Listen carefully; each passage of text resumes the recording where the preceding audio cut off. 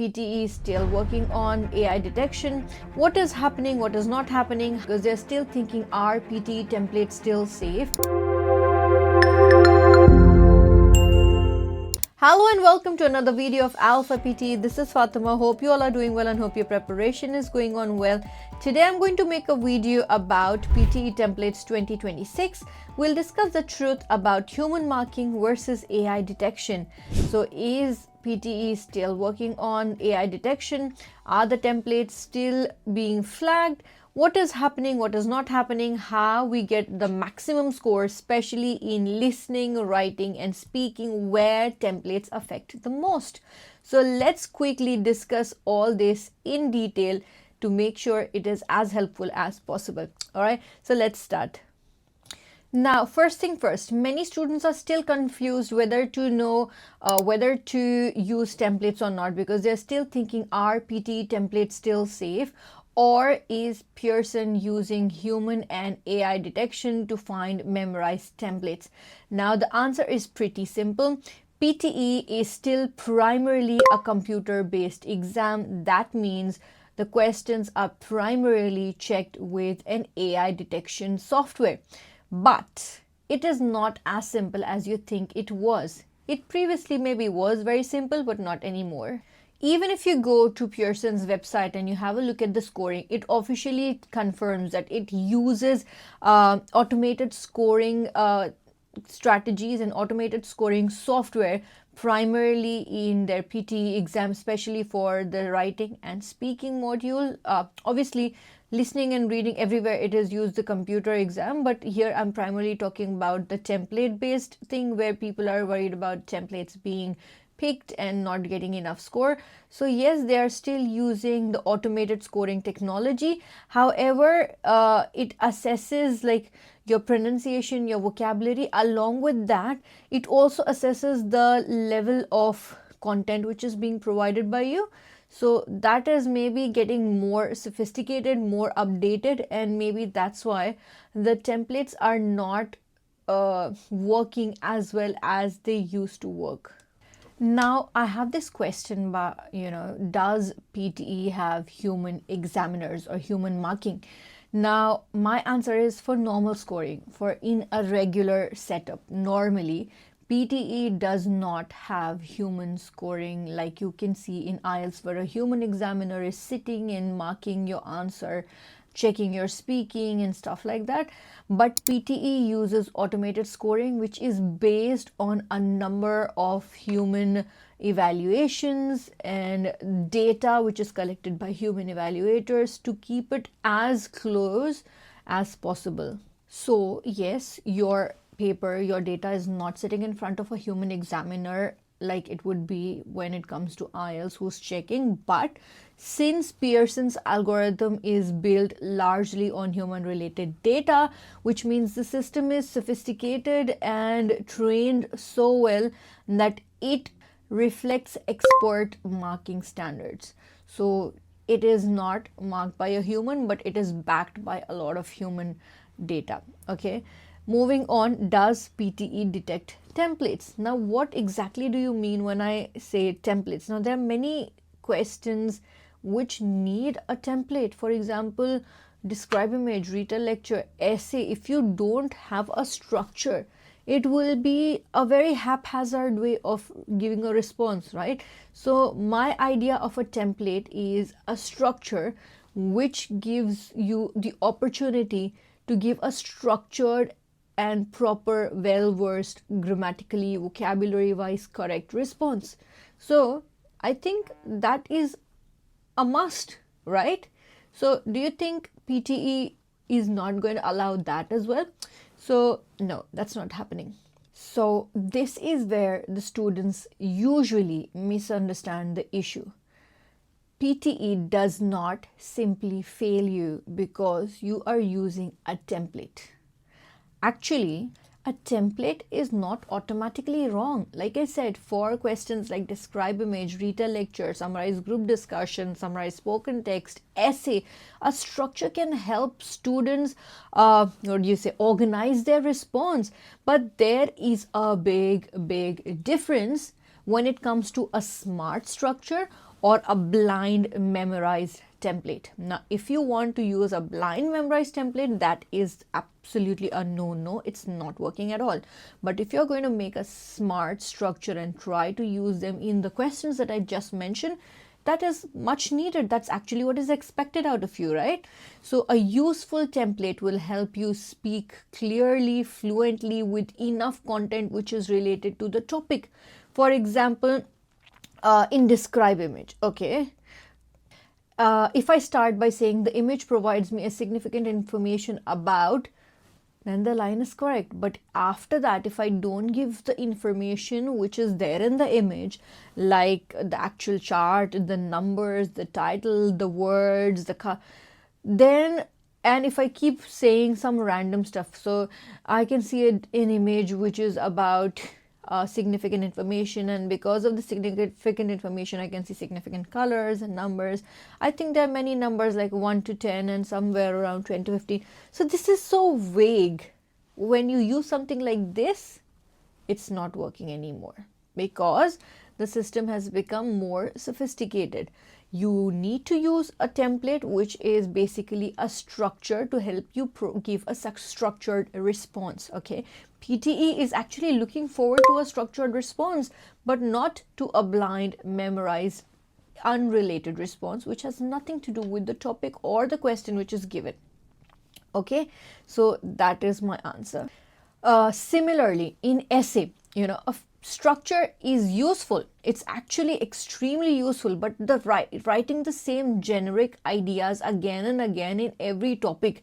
For example, this topic is giving us significant information to work around the corporate environment, or this topic is giving us significant information that helps us strive and excel in this world. Now, every topic, this topic is helping us strive and excel. Topic is helping us strive and excel. Then the system is like, this is not related to the topic. So the system is not just there for word count or for grammar mistake or for vocabulary mistake. There is also something that assesses your language performance, how well you use the language which is related to the topic. So if you're not able to do that, then you're going to have a problem. So even for PTE core, it's the same thing. I see a lot of students saying, you're not saying anything about PTE core. It applies for PTE core as well. Your emails, if you're putting information properly or not, your summarized written text, your summarized spoken text, your describe image is also there in PTE core. So wherever you think the template is going to help you, use it, but as a structure. Do not make a fixed template where you're repeating and re-repeating the same idea and reducing the quality of your response. All right. So are the templates still useful? Yes. The templates are still useful in PT, especially for students who do struggle with confidence, with timings, with especially in speaking, with fluency. These templates will help them give a good structured response, well-versed response. But it is also the duty of a student to make sure you are putting your efforts in filling enough topic related information. As long as you're doing that, there is absolutely no issue. But do not use like the same template repeat. Okay, make it more generic so it doesn't sound something very fixed. Now, a lot of students also ask me, what do you think should be in a good template? What should a good template include? Now, according to me, a good template should include a structure. That means it should give structure to your question. It should allow you to write topic related content. It should allow you to have a lot of topic in your response. Then it should sound natural. It should not have too many vague words that have no meaning. It should be relevant for the question that you're using it. Last but not the least, like this is very, very important, it should not have unnecessary, unimportant memorized sentences which are not needed at all. Okay, so it should be very basic, very general. It should have scope for you to fill with content which is related to the topic. If your structure has scope where you can put good amount of content which is related to the topic, then it can get you 90. But if your structure is already full, like it's already 150 words, and you are only able to write 50 to 70, maximum 100 words, but then you don't expect to get a superior score. You can still manage to get a proficient score, but not a superior score in writing. You can't expect to get 85 with limited content, right? For 85, you need good amount of content. So that it depends. It absolutely depends on what is your requirement, what is your current, what do you say, level. If your level is not good enough and your requirement is medium, maybe you need a proficient score or less than a proficient score, then fine, or it's okay. As long as you're putting some content, maybe 50 to 100 words, it's fine. But if you need a superior score, if you need 85 out of 90 in writing, that means, and even if your level is not good enough, that means you have to buckle up, keep practicing and take your level up there where it is possible for you to do what you are required to for your score. Okay, now what do you think, according to me, is the safest approach? Now for me, the safest approach when it comes to templates is to use template as a framework, like I've already mentioned so many times. Keep the structure simple and fill it with content related words. For speaking, I would say keep it simple, keep it very, very basic, because there are no marks for using high vocab words in speaking, absolutely. So keep it very simple, very generic, very basic, and fill it with the real topic related keywords, phrases actually. Not, if I say keywords, you'll put one single word and say, ma'am, you said keywords. I mean phrases, okay? Topic related content.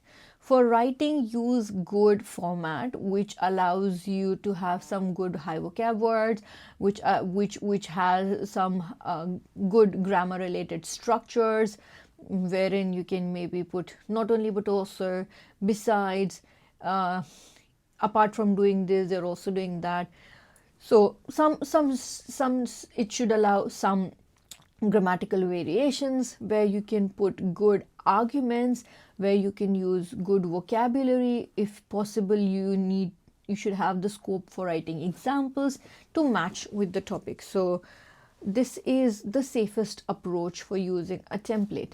Now coming to the risky approach. What is risky when it comes to using template? Now, using the same full structure for every essay topic is a very risky approach. Like that means you have a structure, okay, and it's for about 100 to 150 words. Maybe let's keep it 150 words, and it has some fixed advantages and fixed disadvantages. I know people using a structure like that.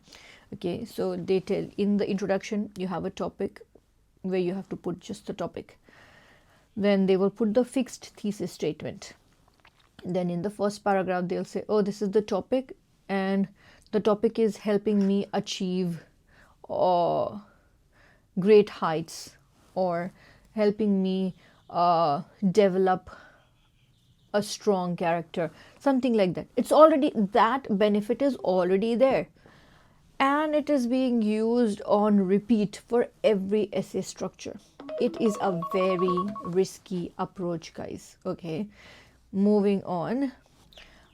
I would say a better approach is, if you can't memorize, obviously even I can't memorize too many structures. If you can't memorize, keep the same structure, but change the ideas, change the examples, change the vocabulary related to the topic. At least this we can do. So when you do this much, you are set, you're sorted. All right. So just the final conclusion here, of course, PTE templates are not gone. Human marking has not replaced AI in 2026 in PTE. Only thing that's not working is overused, over memorized, and less very flexible templates are not working. As long as you have the ability to twist the template around according to the topic, you should not have any problem in getting a superior score. All right, so that's about today's quick video, guys. If you have any doubts or queries, do not hesitate to contact us. You can comment and you can suggest for other videos. If you have any doubts, you can always join our Telegram group and we'll be there. And if you like our videos, don't forget to like, share and subscribe, and I'll see you very soon in the next video. Until then, take care. Bye.